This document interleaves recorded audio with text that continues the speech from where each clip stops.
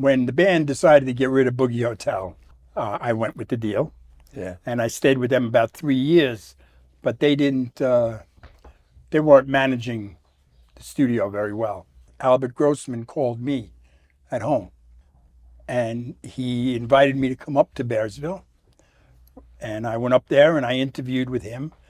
And again, it was a studio that they had multiple rooms and a lot of equipment, but because it was so far from the metropolitan area, no maintenance people. And he hired me and I went up there and I worked there from the end of 1983, like the winter of 83 until he passed away in 1986. And, you know, he treated me very well. A lot of people had a lot of problems with him, but he was very good to me, paid me, bought me a GMC van so I could transport my family back and forth. Wow. Those were good years for me because it was a great studio. I got to work with Bob Clearmount and Roy Thomas Baker, you know, a lot of really big producers and engineers on some really big sessions. I did the Simple Minds Once Upon a Time album, which was probably their biggest album ever.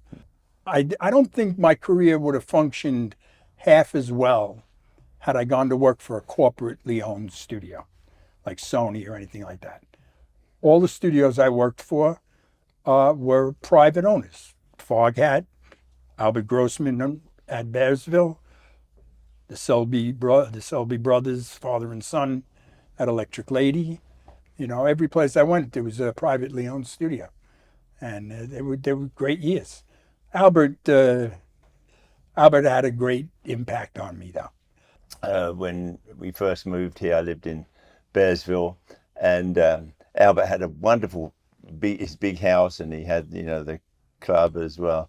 Now, I got on great with Albert too. In fact, one time he lent me his fly fishing rods. For some reason, I didn't have my rod up there, and he gave me a couple of rods, and I went fishing in a couple of the rivers. I think I returned them about 2 or 3 years later. Yeah.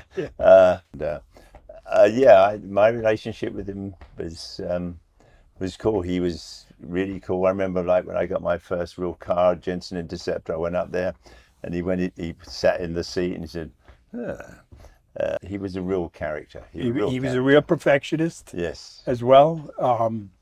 Bob Clearmountain, who was the premium mixer at the time, Albert said, we got to get him here. I want to know what he would want.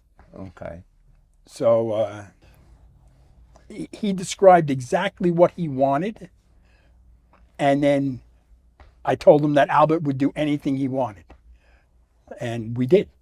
We completely redid the control room to Bob Clearmountain specifications. The console, we bought an SSL console, which in those days, they were brand new. Albert sent me to England to solid state logic training.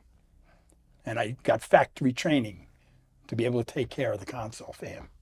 And that's how he wanted everything properly done. Done right. That's right.